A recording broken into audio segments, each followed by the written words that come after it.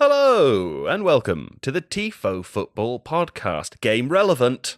That's right, folks, we're game relevant now, because we're recording on a Monday, after the football's happened, and not before. Imagine that, a football podcast, game relevant. Welcome to Alex Stewart.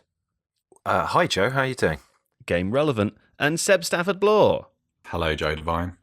Game relevant. Today, we're going to talk about Newcastle, Southampton. We're going to talk about Manchester United, Everton, Wolves, Leicester, and of course, Liverpool, Man City. And we're not going to do the play-by-play of the other game relevant podcasts. No. Leave that good work to their fine hands. For us, we're going to talk about broad themes, but relate them to the games. Game relevant. And of course, before we get started, I would like to remind you that if you're into game-relevant topics and things such as the Tifo Football Podcast, you might enjoy the game relevance of The Athletic, and because they're actually not that game relevant, because most of what they do is a longer read or a reflection, broad themes, much like the Tifo Football Podcast. But you know what? It's absolutely fantastic. Every morning on the Monday, I wake up and I read David Ornstein's column, and I learn more about what's happening in the world of football then than I do spending time with my colleagues Alex and Seb all week. Isn't that true, Alex and Seb? Sure is, Joe. Yep, totally. Yeah. So if you want to learn along with us about what's happening in the world of football, as well as following your club with in-depth and dedicated football journalists, then you should go to theathletic.com/Tifo. That's theathletic.com/Tifo for a deal that I believe is currently available. It's a 7-day free trial. You don't even need to, I think, pay any money. So just go and look at it, and you've got 7 days to do that. And then if you come back after 7 days and you don't like it, just cancel it, and it's all fine. Might still actually count as some kind of sign-up for me. So even though you wouldn't be like a totally converted sign-up, you would count as a statistic. And you never know, maybe I'll get a raise. Is that, who cares? I'm just a conduit. And a good one at that. Hey, The Athletic. Thanks, everyone there. Anyway, game relevant. Who's ready to be game relevant? I am. Alex, Yeah, okay. moderately, I suppose. Yeah, moderately. Yeah, all right. Oh, here we go. I leave you in the warm hands and the cool embrace of game relevance.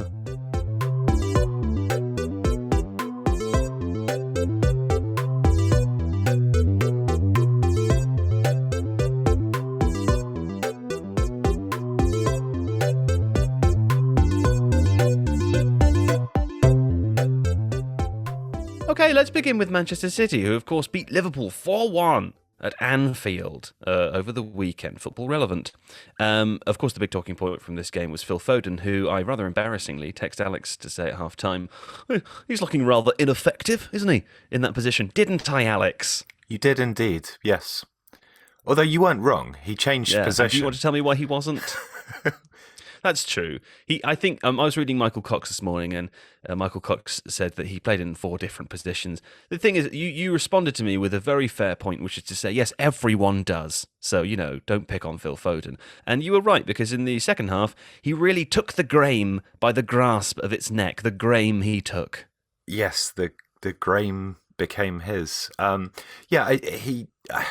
City in the second half were far more fluid in a sort of front four with Bernardo Silva buzzing around into the wide areas, acting kind of as a 10 in a slightly De Bruyne-y style. Foden was able to make these runs through, but he was positionally swapping, particularly on the left-hand side with Sterling. And it just, when you've got inexperienced centre-backs like Liverpool have, that kind of movement and rotation makes it much harder for them to ignore their natural instinct to push forwards, which as a midfielder is what you want to do. And that created gaps behind or put confusion into the minds of the centre-backs, and that's how they won the penalty in the first instance. But it's also some of the movement that then allowed Gundogan to make these late runs to score. Yeah, I mean, Seb, will you tell me a little bit about the way that he's been handled by Guardiola? Because it's only his 59th Premier League appearance since 2017. He's been a hot prospect for some time, but the commentary team, yesterday was describing this as perhaps the day that he's come of age. What do you make of all of it? Yeah, it's strange because it feels like Phil Foden has been a topic for a really long time. And yet this was only, I think, his 59th Premier League appearance. And he kind of became first team relevant in around 2017. So I remember that that was the year when the under-17s won that World Cup over in India, and everybody went crazy for Phil Foden. It was really hard not to get excited about a player like that. He was kind of like this generation's more real and more likely Jack Wilshere, basically. And we all wanted to see him. And there was this period of time where, even in games where City were comfortably favoured, so they'd be at home to some sort of bottom of the table dwelling side, Foden would get like 6.5 minutes at the end, and it was frustrating because you want to see a player like that.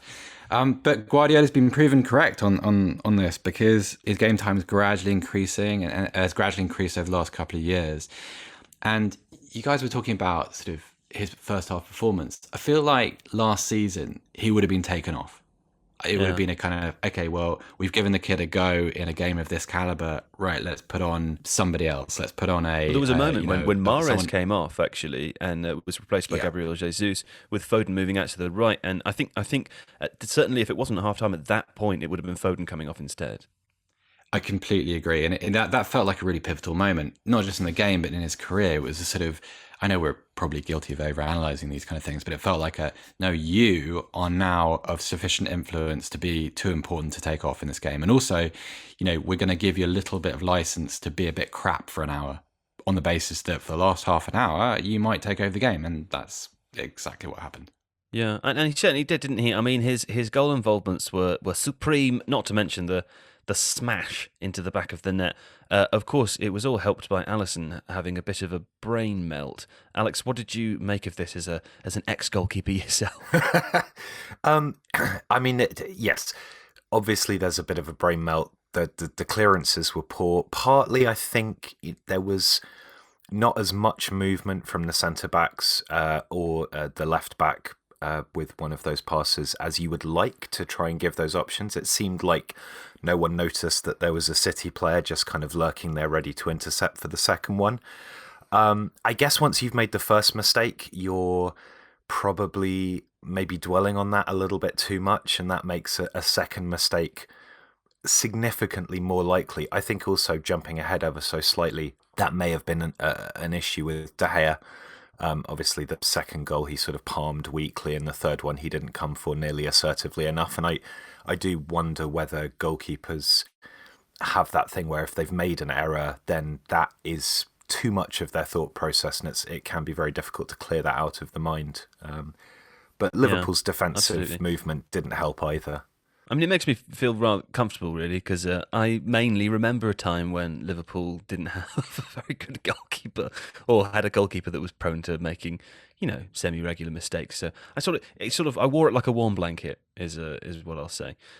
It felt fairly significant as well for the reason that of the squad that City fielded at Anfield on Sunday, not a single player had won a game in that stadium, and only Sergio Aguero had experience being in the lead there at any point. That's a very significant thing to overturn. How much does that kind of thing matter, do you think, Seb? I was more surprised by the statistic, actually, Joe, because if you think about the players and teams that encompasses, that's an amazing stat. That all of those players have kind of melted away at Anfield. I think it's important because I think it's and actually we have a video that you could reference for this, but it involves. Yeah, you know what I'm going to plug? No. And it's the self-efficacy video about Liverpool's comeback in Istanbul. And it's about how if you have positive experiences in adverse situations, which this might have been because they missed that first half penalty, and any player in that side who had suffered defeat at Anfield before would probably have their mind might have drifted to the same old place, especially after, let's be fair, Mohamed Salah went down kind of theatrically for Liverpool's penalty. You were all over the WhatsApp chat after that, Joe. You were furious. Well, I was, because and producer Adonis, he pistol whipped me. Producer Adonis did, and he said, "Hey, he's got every right to go down there." I said, "Hey, producer Adonis, firstly, keep it zip, mate. This is for talent only, this WhatsApp chat. Second, that's not true. Second, it's not so much that he of course he had the right to go down. That's the way that modern football works. It's the theatricality involved. It's the grimace, the cry of pain, the contortion of the face You know, it just makes me go, come on, man, just fall over for fuck's sake. There's no need to do the face thing, and that applies to all players who make the face. You know, just don't make the face. I'm gonna take us away thing. from the face back to self-efficacy, just because I feel that's a safer place to go. So basically, the principle is that if you have a positive memory that you can draw on in certain situations. So like if you're a forward, you've scored a hat trick on a certain pitch against a certain team. That is a positive experience which you can then draw on to instruct something that's happening in your present or future. This is like Harry Potter. This is like when Harry Potter has to perform the Expecto Patronus jar. As soon as Seb started talking here, I was thinking this is something Joe is going to take in some random tangent now, because it's not even that random though. Like that is Harry Potter. I know J.K. Rowling's a bit on the nose, and she calls a ball that helps you remember a remember brawl or whatever. But just that just makes me think of Harry Potter. Anyway, I'm so sorry. Carry on. There's a theory in everything. It's you remember that rabbit hole I went down for like 4 days when I was writing that script? Yeah, I do. This is what happens when I'm given slightly abstract projects to do. Well, Expelliarmus. The only other thing I'd like to say about this game is that I particularly enjoyed it because it was the penultimate game of the weekend, and when a big game is the penultimate or the final game of the weekend, it's not necessarily that it is improved in terms of results or goals or even individual moments, but it really puts into context all the games that came before it, which we will come on to discuss, of course. The main thing I notice as a sort of non-analyst is, they have a lot less time, don't they? And they have a lot less space. And I've spent the whole weekend sort of watching the teams thinking, why aren't they passing it through that sort of narrow corridor there? Sure, it's a narrow corridor, but I feel like that's what players in this league do. And they don't do it, and they take a safer option. Or, perhaps the players just don't have that level of confidence or level of skill. And even in the first half of Manchester City, the Liverpool-Manchester City game, which was a bit damp in most places, the amount of space and the amount of time that the players had is so much less than that of almost every other game this weekend that you just see that gulf in class. It's incredible to watch, isn't it? There's a point to be made here about like the average pattern of most Premier League games, which is big team against weaker team, and build up starting under very little pressure amongst centre halves and fullbacks and deep midfielders, and then a kind of gradual build into a zone. Whereas this was it's more frantic, isn't it? Everything is more congested, and it's much more back and forward. There's a challenge every stage of the game. Yeah, exactly. I thought in the first half, actually, City progressed the ball out of their half really, really well. They were lacking the right level of movement and focal point up front, which is why I think the Bernardo Silva Foden switch happened. But Man City's technical ability to move the ball under pressure was remarkable. Certain of the passes that they made, particularly Gundogan was good at this, I think, just showed a level of technical excellence. And you're absolutely right. I mean, it was a pretty frantic pace in terms of the pressing. And I don't think Liverpool had that same degree as they usually do. So irrespective of the fact that the first half didn't really see much in the way of end product, I was quite impressed with the way that City moved the ball forwards. As you should be. I would say, I think, to round this bit off, this is a very significant result, not only for the sort of historical precedent for the players of Manchester City, but also because it puts them 10 points ahead of Liverpool now. And, what went from last week, I had a conversation with my granddad where we were talking about the madness of football, and we said, oh, isn't it nice to not know who's going to win the Premier League this year? And he said, yes, it's very nice, isn't it, Joe? And I said, yes, granddad, thank you, I love you. And now I look like a fool. But we'll be back in a second to talk about wet weather. Wet weather. Southampton, Newcastle, wet weather. Otherwise, the game known as the game of loans. Someone might call it that. I have. Seb's left it out for pod plan, but I haven't forgotten about it, so I've put it back in, as is my want. The reason I call it the game of loans is, of course, Joe Willock. Exciting. Takumi Minamino. Exciting. Goals. But also wet weather. And, of course, the main talking point from this game, really, is that Newcastle went down to 9 men and Southampton still didn't win the game. Now, perhaps that is because they're chastened from the 9-0 defeat to Manchester United. Perhaps that's because they're not very good. Not true, they are good. So maybe it's the water. I think I spoke to you, Alex, during the game and said it's looked like they've never played in the rain before. A little bit unfair, but would you explain what I meant? Yeah, I mean, it was pretty heavy, wasn't it, particularly in the second half. I think the problem that you have when you're playing against a team that's gone down to 10 or later on to 9 is that what you need to do is to move that team around a lot. And Newcastle, it's the way they've been playing all season, like to sit back, like to condense, particularly the centre of the pitch. And as we did in our parking the bus video, one of the best ways to get around that is to move the ball from side to side, drag the team one way, drag them the other, and then look to create space that way. Of course, that's great if you've got good passers of the ball who can whip it around. But when the surface is as heavy as it is, Southampton was struggling to get any kind of momentum on the ball. I mean, it was really, really holding up, particularly in the middle third. Of course, Southampton Every pass looked underhit, didn't it? Massively underhit. Like, it was bizarre. And of course, what that also does is it creates a situation where Newcastle are probably slightly more proactive in pressing the ball than they would otherwise be, because they know that there's a good chance that the ball, if it doesn't, hold up entirely, it will at least slow down. Also, then in their mind, Southampton players are thinking, particularly if they're facing their own goal, who's coming behind me? This ball, I'm going to pass the ball. It's not going to necessarily fly backwards.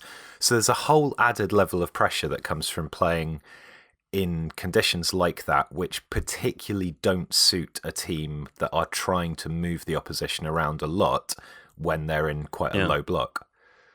Yeah, I think that's interesting. Well, listen, we'll come back to talk about how best to exploit numerical advantages, because obviously it didn't quite work out for Southampton in this game. I want to spend a minute talking about Newcastle, though, Seb, because they were really impressive. And of course, aside from the 2 red cards, and, we've seen them defending in a low block quite a lot this season. That's not really what I'm referring to.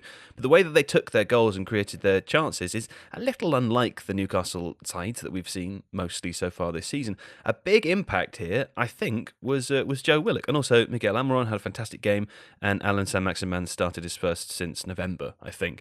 So it all seemed to just come together for Steve Bruce's team on the day. Talk to me a little bit about Joe Willock, because it feels like he could have quite an influence on this team.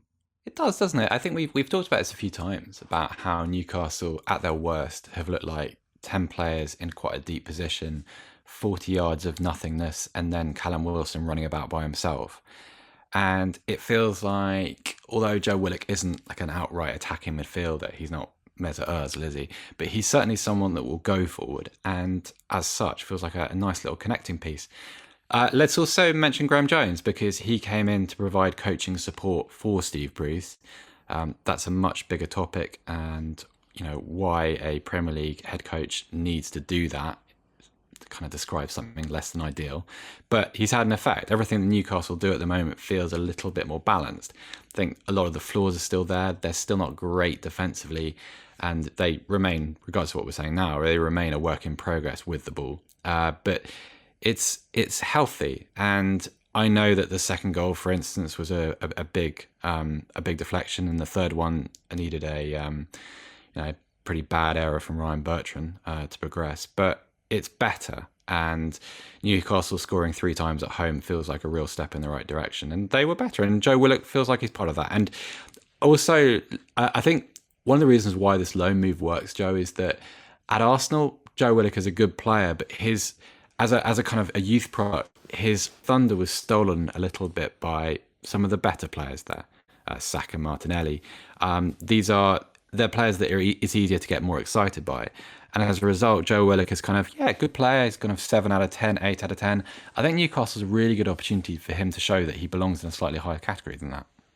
Also, the most horrible thing about this game was the injury to Fabian Schär, who, smashed his knee against another player's body, and it looked very swollen and horrible, Seb. It always reminds me of something very specific in my childhood. I was running through a playground, and I came around a corner, and those... And you saw Fabian Schär with a swollen knee. Exactly. And it has haunted me for the last 30 years. Horrible. Good story, yeah. Alternatively, I came around a corner, and you know those big sort of metal things that that people used to chain bikes up to? before they became a bit Cranes, neater and a bit buildings, smaller. iron blocks. Kind of looked like a mini climbing frame. Oh yeah, fence. Okay, running around the corner, and I hit my knee squarely on one of those, and it's just the most. It's like it's about 90 seconds of agony until everything goes back to normal, but it's a very, very horrible 90 seconds. It reminds me of that. It's the square hit, isn't it? That's the thing. Because if you hit the side of your knee, like it feels like it shoots through, and that's sort of okay momentum-wise. When it squares, it does that thing where it kind of goes in and out. It's horrible. Yeah. Well, listen, a speedy recovery to Fabian Schär. I hope he's feeling better soon, and his knee isn't bothering his sleep. Because that would be bad. That would be a real shame. And of course, that he can come back and play football. Alex, when you're facing a team of 9 men and they're playing a 1-4-4, the one being the goalkeeper, and I include the goalkeeper so that it doesn't sound as desperate as it did for Newcastle. How do you win the game? Because Southampton didn't do that, and it felt like they should have done. Yeah, they really should have done. Movement of the ball at speed. Trying to create, which is why I said this thing about the pitch not helping. But it also, Southampton are probably not the best side at doing this because they tend to move the ball quite deep in order to switch it from side to side. The verticality tends to come sort of in the middle third of the pitch, and then they like to pull it wide and have those runners coming inside. And I thought Nathan Redmond did okay in that regard. But tactically, I think they're a team who haven't really created solutions to exactly that kind of problem. They're particularly bad at playing against a low block anyway, because their ball progression, it's too easy to kind of stop them up in the middle. And if you can then defend the wide spaces as well, which is why they also sometimes don't do that well against teams that play 5 at the back, then it's quite easy to thwart Southampton in that regard. Let's discuss instead Manchester United and Everton now, because this was a very odd game. It felt like at times Manchester United were running away with it. It also felt like at times they were giving the game away. I'm not sure if that's the right way of describing it. But of course, we all know that Calvert-Lewin scored in the 95th minute to secure a 3-3 draw. The happiest party leaving the game, I would have thought, would be Abdoulaye Doucouré, because the commentary team bizarrely referenced about 4 different times that he scored in 2 different defeats against Man United. And I kept thinking, why are they saying this? Why have they come back to this? Is there nothing else to say about Abdoulaye Doucouré other than he scored? Now they'll be saying he scored in 2 defeats and 1 draw with Manchester United. So fabulous job. Well done there to Abdoulaye Doucouré, because that's the main thing. It was a Pogba and McSauce midfield. Yeah, that was interesting too. Pogba, of course, was substituted off before half-time due to an injury. Wish him all the best. Well, let's talk about Cavani also, but I would like to begin, of course, by talking about substitutes, because that's the low-hanging fruit here, isn't it? We all know we're going to talk about it because he was a substitute, and then now he's making substitutions, and, it's a interesting stat. Manchester United have only used 24 players this season, which apparently is the smallest, I think, or the second smallest squad use in the whole league. Unusual for a wealthy team. Seb, pick something out of what I'm saying here. He just seems quite hesitant, Joe, both in the sense of when he makes his substitutions and the players he uses and the types of players that he brings on. I think that's more interesting to me than the number of players, because the number of substitutions, because you can spin that in either direction. You can talk about physical burdens being spread, or you can talk about cohesion. I mean, there's a lot of examples in either camp. But it just seems like he reminds me a little bit of Mauricio Pochettino. It always feels like he makes his substitutions 10 minutes too late, and there's always a little bit of conservatism to it. It's, I don't know, like given the players at his disposal, like for instance, the weekend, like really you don't, I don't know, in that kind of situation, you don't want to use a Van der Beek, for instance. Doesn't that make more sense given the situation? I don't know. I feel like defending Solskjaer, because I think, well, I also feel like Christian defending Tuanzebe. Poor tackle and unfortunate foul to give away at the end. But I don't think, there's a lot of focus on that substitution taking place, pretty much right towards the end of the game. He came on for Greenwood. Perhaps that was unnecessary. But you would say that was unnecessary in a situation where the game was a stable point, and it certainly wasn't. Because although Everton hadn't scored for a while, they had brought back 2 goals within the course of the second half, and the game, felt not quite on a knife edge, but certainly not stable. I think that's the argument for saying that perhaps substitutions could have been made earlier. I don't know. I spoke to a friend of the podcast, Paul Ansorge, about this, and that was his take anyway, that it was less about the specific substitution towards the end and more about sort of what you're saying. Perhaps something could have been changed earlier. It's a difficult criticism to levy, though, because you don't know how games are going to go. There's also the option that you make those substitutions, you change the game state, and suddenly you're losing the game. So I'm not sure there's a huge amount of evidence beyond this game, put it that way. I have a bit of a weird theory, which I'm going to air publicly and expose to ridicule. But whenever I've been at Manchester United games, and that's not for a while at the moment, but obviously sort of for about a year after Solskjaer was took charge, it seems like they make these decisions by committee. So obviously Mike Phelan's involved, Michael Carrick's involved. Seems like occasionally Kieran McKenna gets involved there. I wonder whether some of the delay is not based on trying to reach a consensus in that situation. It may be me reading something which isn't there, interpreting something that isn't there, or sort of imposing my prejudice against Solskjaer and his kind of slightly he's not a dominant coaching figure, is he?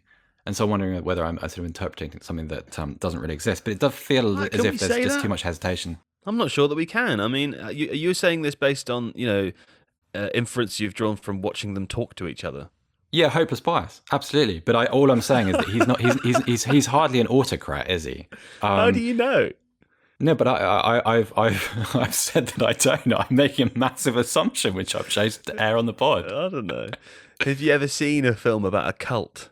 Where like the cult leader seems really nice and democratic, but actually they're not. Have you seen the film The Beach, where you didn't think that Tilda Swinton had it in her, but she did? I'm always left with the feeling that when I've watched a film about cults or a documentary about cults, I've always been left with a kind of really you didn't see it coming.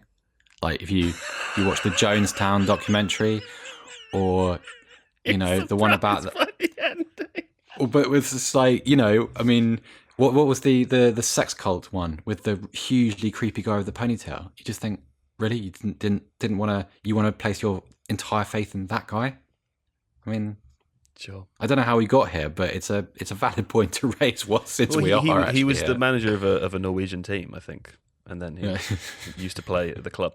Absolutely not saying that Ole Solskjaer is the leader of a sex cult, by the way. That was just a hapless segue. Alex, tell me about Cavani, though, because we released a video today as we're recording. Cavani must start. He must start. He did start in this game. It's clear that it's not just Tifo that thinks this. It's I think it's everyone in the world now on the evidence of recent games, and particularly the Everton game. I know that the result was a draw in the end, but there were moments in the first half when, before the first goal, which was actually scored by Cavani, Everton, one of the things they were doing well in the game was sort of closing down those opportunities for Rashford to run in from the left and Greenwood to run in from the right. Now, there were runs that were made, there were successful dribbles, but it often felt like there was a real closing off of the space. And I think, 6 months ago, if you'd had Anthony Martial in at the number 9 position, you're thinking, right, this is going to be a tough game. Because there are very few opportunities here. You're expecting, or half expecting, a goal from somewhere else in the supporting attacking lineup. Maybe Bruno Fernandes to hit one from outside the box, not like he did, of course. But that Cavani was there, and that the fullbacks and the wide players could sort of lob crosses into the area, that clearly started to cause the Everton defenders concern around 15-20 minutes, because it was an alternative option that Manchester United just didn't have 6 months ago. It makes such a massive difference, and of course it resulted in the first goal just after 20 minutes. Yeah, that to me, that's the key point, is that Cavani is a focal point. When you've got those quick players running from the inside, obviously one of the things that they want to have is a passing or crossing option centrally. But also the fact that Cavani can move back toward the goal and can make the central defenders think about where he is as a more physical, more abrasive kind of old-fashioned centre forward, who also has really, really good movement in the box. I'm thinking back to the header he scored against Southampton, actually, where that little peeled run around the back of a defender's blind side to stoop down and head the ball in was just classic predatory centre forward play. And as soon as you have that, with Manchester United being a counter-attacking team that like to run forwards with pace, the defenders aren't thinking, okay, well, I just need to step up to this guy, block this run off. There's also Cavani in the central areas creating that kind of confusion. And I also think he adds a lot with his pressing game. I mean, Martial is not a lethargic forward, but Cavani is a very disciplined and aggressive presser of the ball. And I just think scary. He is a bit scary. The difference between being a defender and having Cavani running at you, with screaming, versus Anthony Martial running at you. Not to degrade Martial, absolutely fantastic player, wonderful silky skill. But I feel like he'd be whispering at you if he was running towards you. And I feel like you thought if you could turn away from him once, he might sort of give up a bit. Whereas Cavani running up, I'd be terrified. I'd want to walk around with a cricket bat to protect myself. Well, I'd probably break his back. I think Martial is also somebody who benefits from having space to run into himself, and it felt like United's forward line, and that's perhaps why they excelled at a certain type of counter-attacking for a while as well, was that all of those players wanted to do a similar kind of thing, and if they all managed to get that thing together, then it was kind of bewildering for defenses. But at the same time, that if you're playing against three players that all want to do the same thing, you can take certain strategies to mitigate that. All of a sudden, putting Cavani into that mix, United have two different ways of going forwards. Those crosses into the box have got a target. I also think there's an intangible thing here, which is Cavani just has a huge amount of top level experience. That forward line, particularly with Greenwood, and if Martial at 24 is your oldest striker, then there's it's lacking a little bit of that nous, a little bit of that wherewithal to see out games or to sniff out those little opportunities. It's kind of like what we were talking about with Liverpool and Man City. And Cavani has consistently been there and done that throughout his career. And I think that's quite a significant benefit for United as well. Well, here's a thought for you. I think not only is the team better with Cavani in, and again, hate to do this to young Tony, great chap, fantastic footballer, but I also think one of the issues with Martial and Rashford playing alongside each other is that they often seek to run into the same space, right? Depending on who picks up the ball, where there's this kind of area of space in the left-hand side channel that both of those players naturally want to drift into. And they can't always do that. They often end up getting a little bit in each other's way. They do have, the ability to knock the ball around to each other and work around each other because they've played together for a long time. But I actually think having Cavani as that focal point in the centre, Rashford learning and starting to know where he's going to be at any given time, and knowing that space is probably going to be available for him, I think it makes Rashford a better player over time. I think it gives him experience of games where he commands that area. He knows it's his, and I think we saw in this Everton game, his dribbling has just come on leaps and bounds in the last year, and he started as a superb dribbler. I honestly think Rashford could end his career as one of the best dribblers in the world. And Greenwood on the right-hand side, you can see Cavani throughout the game sort of shouting at him, not in an aggressive way, but in a kind of, an educating way. You can see him telling him when to loft the ball in. You can see him telling him when to come. Cavani runs to make space for Greenwood when he knows he's going to shoot. I think Greenwood, who potentially could end up as a 9 in his career, learning from Cavani at this point, it just feels like the perfect balance for me. I don't know what you think about that, Seb. Yeah, another thing I really like about it is I wonder if you're a centre-half, I wonder what the experience of playing against Cavani is like. I've always thought that, I agree about Martial, his traits are slightly more predictable. I've also started to notice how often he receives the ball at a standstill. He just waits for the ball to arrive at him, outside of counter-attacking opportunities, which I think makes him easier to defend against. Whereas Cavani never seems to stop moving. Aside from that kind of cricket bat thing, which made me think of Spinal Tap's manager earlier. I drifted off into a kind of, I wonder whether like the increased tension that you feel as a defender, it's quite unsettling. I think you need a little bit of an academic study to work that out. But it feels like the general level of flux and disorientation that a Cavani type would create is to the benefit of players like Rashford and Greenwood around them, and probably a kind of a Bruno Fernandes behind. I think you can look at, I would suggest Vardy having a similar effect for Leicester, where you've also got mobile wide players that like to run inside. You've got a 10 that's capable of making runs into the box from deep or creating shooting opportunities from outside. And then as a focal point, you've got a striker who is constantly moving, who has that ability to make even the smallest step effective by getting him away from a defender. And that means defenders have got to be aware of so much more than they would if you weren't playing against a centre forward of that calibre. And I think it suits both of those teams immensely to have that kind of player up front.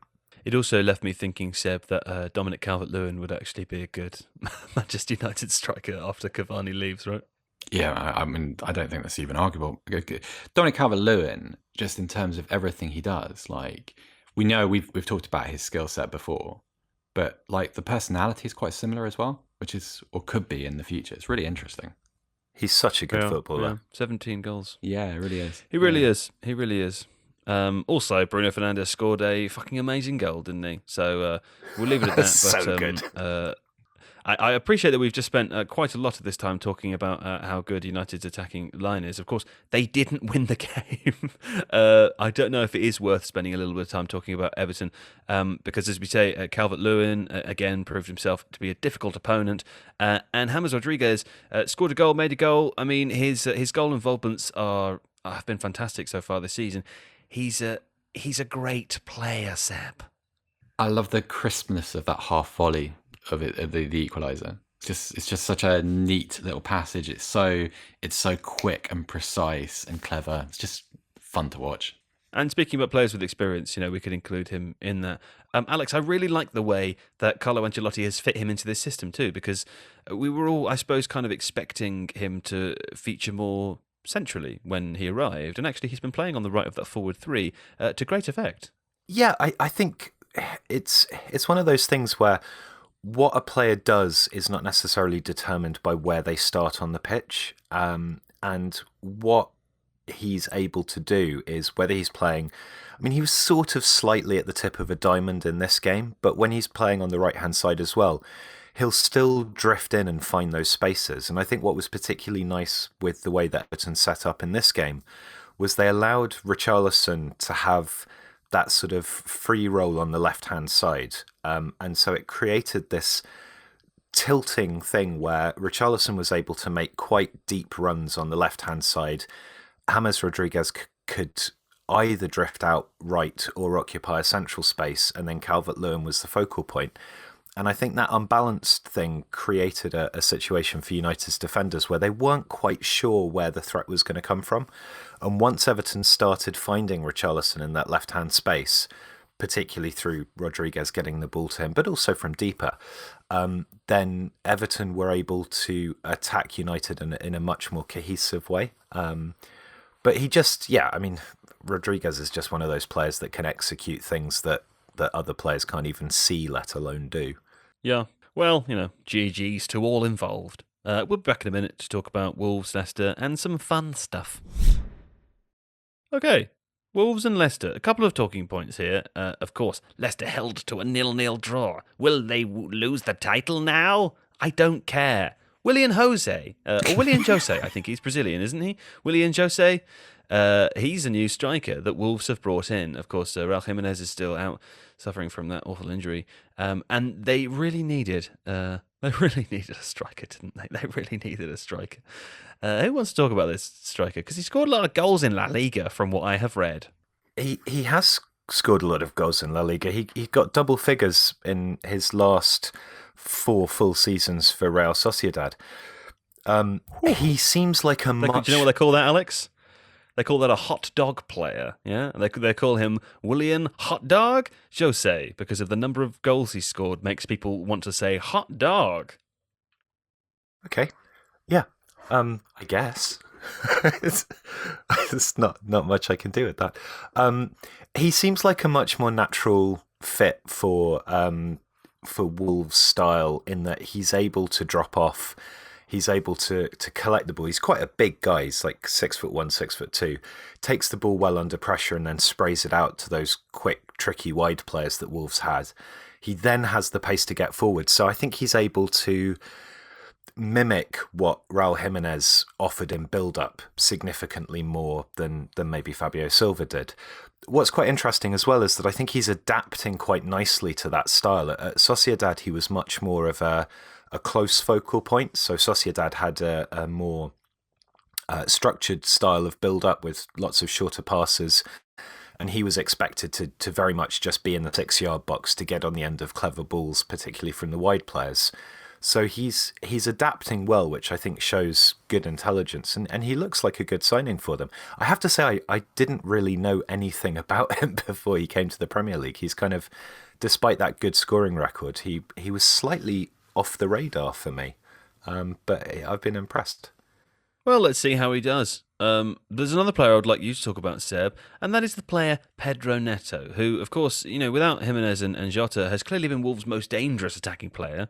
And he looks like Rob Stark. Yes, he does. He's also fun to watch.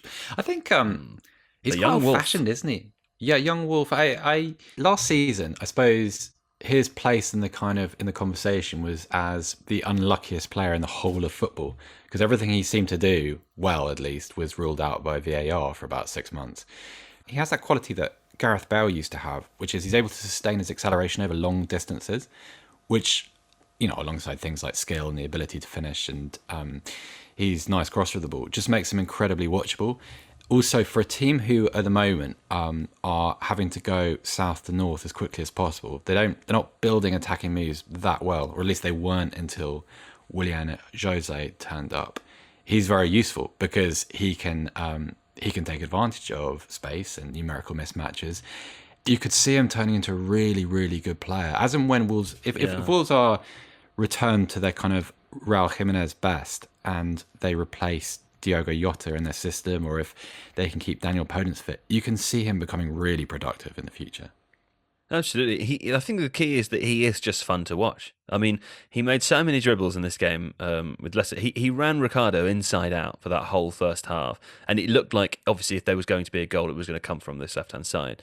But he just looked like he was having fun. It was quite exciting. Whenever he got the ball, I was sort of hoping that something would happen. He looks like Rob Stark, and that makes me feel good.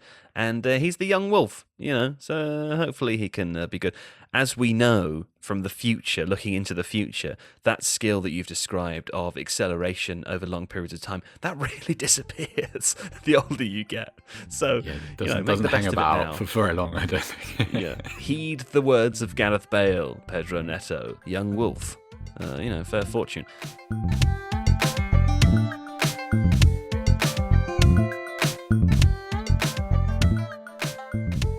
So, very pleased to welcome Sci Sports' Reece Chambers to the pod. Reece is a football recruitment consultant for Sci Sports, which is a very, very smart data company based in the Netherlands that helps football clubs with recruitment, profiling of players, and so on.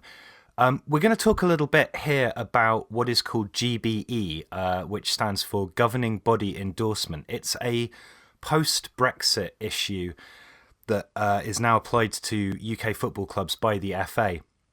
It's basically a series of criteria that will determine whether or not a player can be signed by a club or registered for a club. So it'll be things like senior international appearances, domestic league minutes, and so on. So Reece is going to talk us through some of the impact that this will have on clubs. We'll take a look at some examples and basically work out what it means for the future of recruitment for British clubs. So Reece, welcome to the pod. Yeah, thank you for having me, Alex. Good to join you. So this GBE, obviously, it's a post-Brexit thing, and it's here to add, I don't want to say a level of difficulty, but it's certainly going to focus the way that clubs work on their recruitment. So can you just talk me first through what kind of an impact it's going to have on the sorts of moves that British clubs can make? Yeah, for sure. Yeah, you're definitely right there. It does add an extra obstacle on top of an already complicated sort of market at the moment with coronavirus, obviously. But for clubs in England, especially Premier League clubs, I think it will change the way they do their recruitment. So going to different markets, definitely we will see. And I think, yeah, it's already been touted quite a lot in the media that will happen, that maybe clubs will go to South America more than they've been to cheaper markets in Europe. But I think the intuition behind it from the FA's point of view, at least, is to give more of a chance to domestic players within academy structures and things like that. Whether that happens or not is, remains to be seen over time. But yeah, in general, I think it's meant to increase the caliber of player coming over to the UK, which makes sense, I think, considering the number of younger players, especially from overseas, that have come over and maybe not reach the standards that they should have. So I think from that point of view, it should be a positive thing for the English game. But yeah, as you say, it will definitely create, and already has created, obstacles for clubs from a recruitment point of view, for sure. So Sci Sports has created a points calculator, which is a way of working out whether or not a player is likely to be eligible. Can you just walk me through the basic criteria that crop up in that calculator, the sorts of things that clubs are going to have to pay attention to now? So the FA released a very lengthy document towards the end of last year, actually detailing the regulations that would be put into place. So from a club's perspective, the main things they'll be looking at are the league quality of the current club, international appearances, both senior and youth, things like that, and also continental progression of clubs, both in Europe and also South America, across the world as well. So there are plenty of things they need to consider.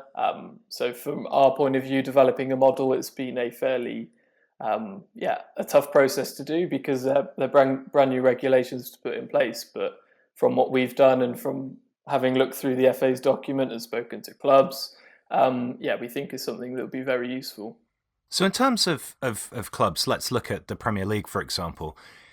If you're Manchester United or you're Manchester City or you're Arsenal, there's a very strong possibility that the sorts of players that you're looking at, even if they're towards the younger end of the spectrum, would still be eligible under these criteria, because you're generally speaking recruiting from top 5 European leagues. You're looking to buy players that are already comfortable with continental football and so on. Is this really going to have much more of an impact on lower Premier League clubs, Championship clubs, or will there also be subtle adjustments to the way the bigger clubs have to recruit? Yeah, I think you're definitely right there. I think on the whole, it will affect clubs in the lower half of the Premier League that perhaps need to go to cheaper markets and have done traditionally. They are less feasible now. Same for Championship clubs as well. They tend to do a lot of their shopping in Bundesliga 2, leagues like that players aren't going to straightforward pass. It doesn't mean they won't pass in some cases. But on the whole, as you say, definitely the traditional top 6 of the Premier League probably will be largely unaffected. But on a more subtle level, the changes do mean that they probably will have some issues with signing players younger, and getting there before European clubs. So maybe it does give European clubs a bit of an edge. So I know Fabregas has been cited quite a lot from his move to Arsenal back in 2003, I think it was. So those moves are less likely, especially considering you can't sign under 18s. But on the whole, I don't think there's going to be the wide sweeping impact that we've seen lower down the division, that's for sure.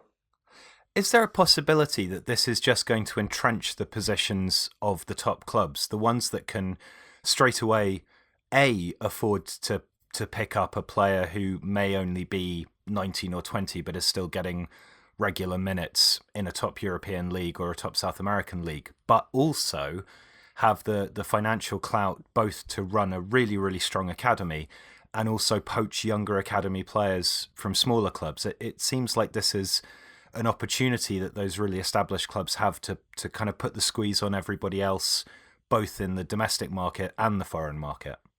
Yeah, 100%. And I think one of the main things looking at it from a theoretical point of view is that it does make it more competitive. And when you have a more competitive market, the people who come off better are the people that can afford more. So I do think you're right there.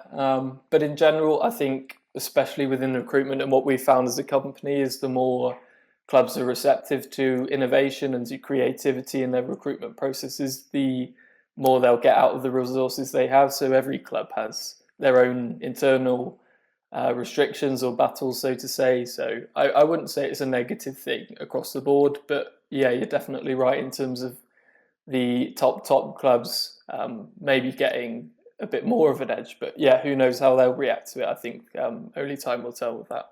So recruitment is one of the areas where data in football has had a real impact, and obviously this is the kind of the Moneyball effect, quote unquote, where people are looking for, undiscovered gems, for metrics that might correlate to success in a way that the rest of the market hasn't recognized, and so on.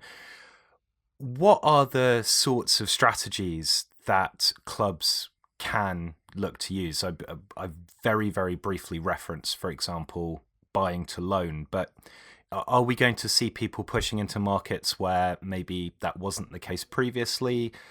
People buying players with a view to sending them somewhere else? What sorts of approaches will clubs likely take? Yeah, it's a good question, and I think I don't want to totally unavoid it, but it takes time with recruitment, and I think with COVID having come as well at the same time, I think it's at the moment hard to decipher what's COVID and what's GBE, because when you have two very big things coming at the same time, perhaps it's hard to decipher between the two. But in general, I would say groups of clubs will become more important. So we've obviously got City Football Group, but other clubs at the top, establishing partnerships in Europe and elsewhere as well around the globe. That will become important to perhaps drawing up a career pathway for a player. So if they find a player who's, 17 or 18 in a market that they can bring him over GBE wise, possibly they'll decide to loan him out to that club where he then might earn the points eventually. So I think as I mentioned earlier, it does really bring on innovation and creativity. So from that perspective, I think it'll be interesting to see what clubs have to do. But yeah, there are a few loopholes, and clubs will always find loopholes around things, and maybe loopholes isn't even the right word because they're playing by the book still. They're just being strategic, which obviously within such competitive markets is something that should be very, very encouraged, I would say, to try and get that edge. You mentioned Bundesliga 2 previously. Obviously, there were some players that came over to clubs like Norwich and did well from there. I'm also thinking of West Ham recently recruiting Souček and Koufal from the Czech top division. What are the leagues that we should be looking at now, maybe that we previously hadn't paid that much attention to, on the basis that it's likely that players from those leagues would qualify?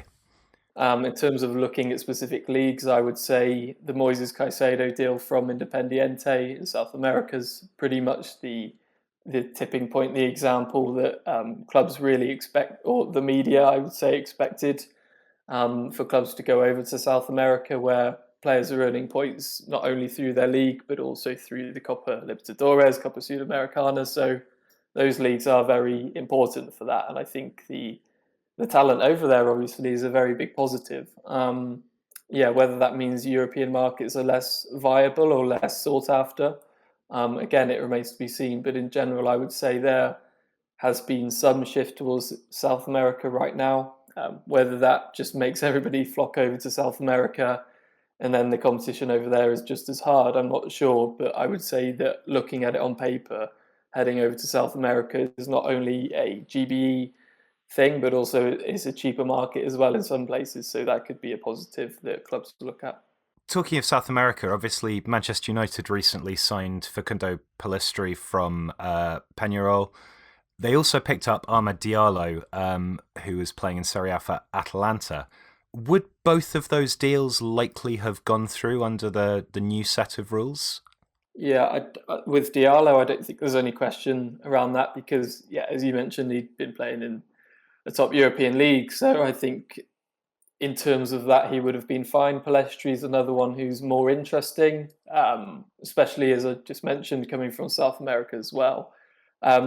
It could be on the periphery, to be honest, and that's something around the GBE that when we're speaking to clubs, we do make quite clear, is that the FA have set their stall out in terms of the regulations, but there's also an appeals process that clubs can go through. So in terms of that, if they do, for example, if a player has 10 points or up to 14 points, they can appeal that. So in the case of Palestri, I'd say he probably would have fallen within that bracket.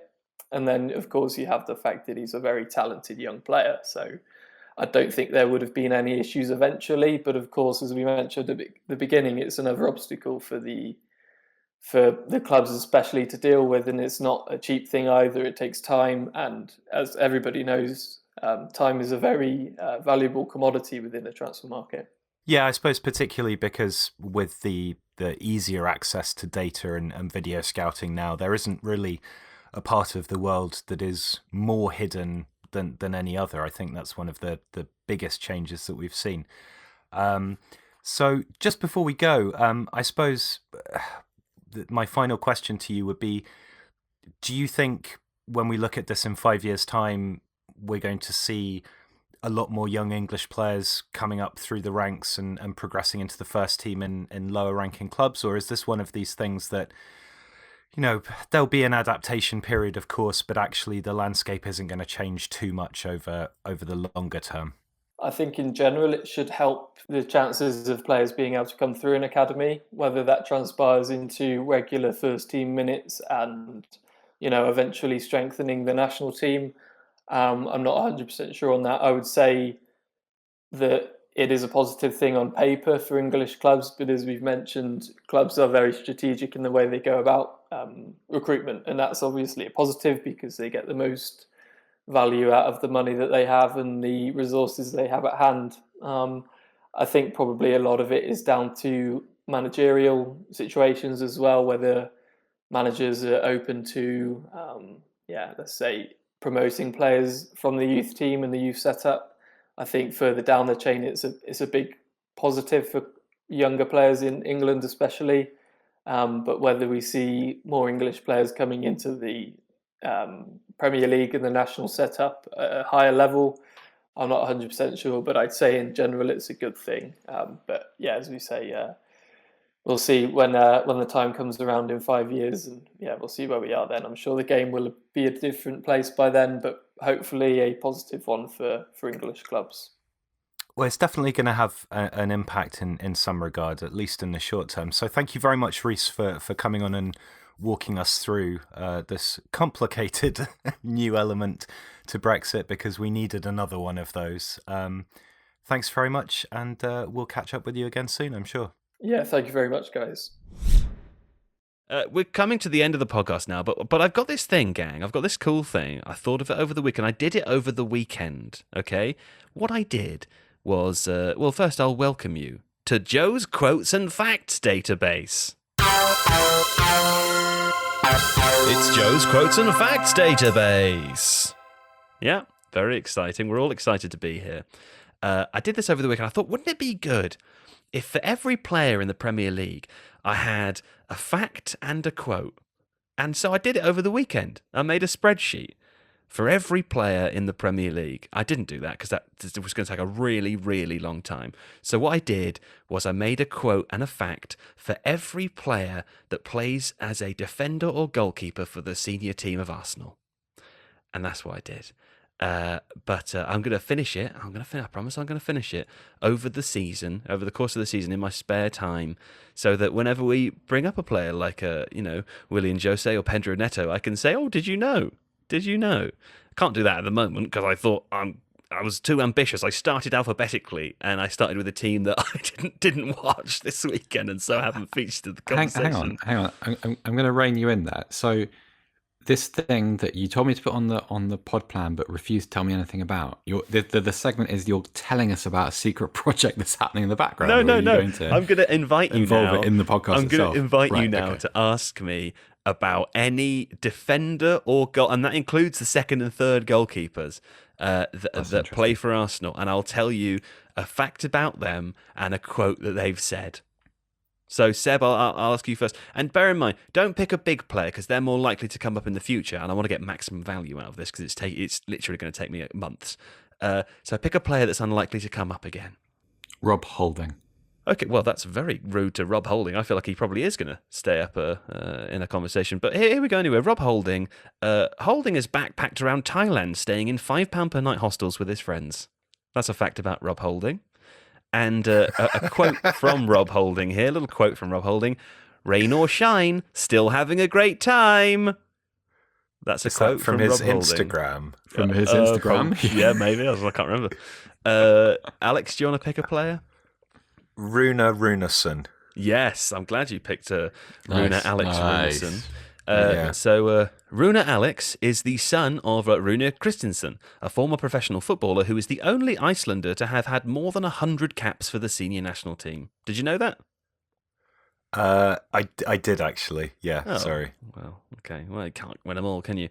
And, Runa's quote is, "Football would be no fun without having this type of pressure. So it will be a challenge, but I'm up for it." What type of pressure is he referring to? Don't know, mate. No idea. That sounds very much like he's been called into the team ahead of quite a big game because of the suspension. That's that quote. That feels very I should have gone situation-specific. for Matt Macy, actually. Listen, Adonis, producer Adonis is an Arsenal fan, so I'm going to invite him to unmute himself and ask for a player if he wishes. Ask for Pablo Mari, please. Pablo Mari. Oh, thanks. Mari once grew 10 to 12 centimetres in one summer as a child, and this actually caused him really early injury issues. Did you know that, everyone? No. See, this is a useful thing, isn't it? And the quote This from is a Pablo nice Mari, little facility. It is. This is the quote from Pablo Mari. Pablo Mari said, "The bones in my hips grew so quickly that they weren't really bone. They were just cartilage. So every time I tried to play football, I'd get injured." That sounds horrible. It's not funny. That sounds terrible. It's just not funny because obviously he's a professional footballer now. He made it, but fuck me, against all the odds, clearly, because That's an amazing recovery. Who grows 12 centimeters in one summer? Which summer was it? I don't know. Like, he how said when old he was was he? 10 or 12. That's what he in his quote, I remember. But you can see this is going to be a real asset to the podcast, guys. It's going to be a really asset because I know so much about Arsenal goalkeepers and defenders now. If there was a hypothetical situation in which a conversation that begun in this segment could be supplemented by something that I know which was related, could I add it in, or is that Absolutely not? No, this isn't a place for your thoughts. This isn't for your facts, Seb. We don't want good football facts in here. You probably could, though. This is just a place for you It's just to a place laugh for at me, medical because misfortune. my facts aren't important. My facts are that Bernd Leno was a Roman Catholic and once met the Pope at the Vatican, And speaking I of feel- his childhood, he said back then every toy was football. I think he meant was a football, but I have directly quoted. There seems like quite a disparity between the Rob Holding information and the other guys. Did you know that Hector Bellerin is the creative director of EA Sports FIFA's Volta mode? Yes. Okay, well, Well, he's it's a sort of Instagram Mundial Meg thing, isn't it? It's people talk about that. He has that photo shoot where he's in his back garden looking urbane. Yeah, sure. He should probably spend more time on foul throws. Maybe he should. One more, because I'm getting carried away. Callum Chambers. Callum Chambers fact, just one L in the name. That's the fact. And the quote, learnt that by typing it in. And the quote is, "I'm just trying to get through different phases and different blocks as and when I can." So that's the quote. But I hope we've all enjoyed Joe's player quotes and facts list. It's Joe's quotes and facts database. And there'll be more. Well, anyway, that's the Tifo podcast. Thanks so much for sticking around till the bitter end with us. We'll be back. Oh, we're game relevant. We're game relevant now. And we'll be back on Friday of this week. Also game relevant. So buckle those seatbelts in, brace for impact, and whiplash will be maximum, but the body will remain intact. Yeah. Thanks, Seb. Thanks, Joe. Thanks to you, Alex. Thanks, Joe. Many thanks as always to producer Adonis, and we will be back on Friday. Au revoir.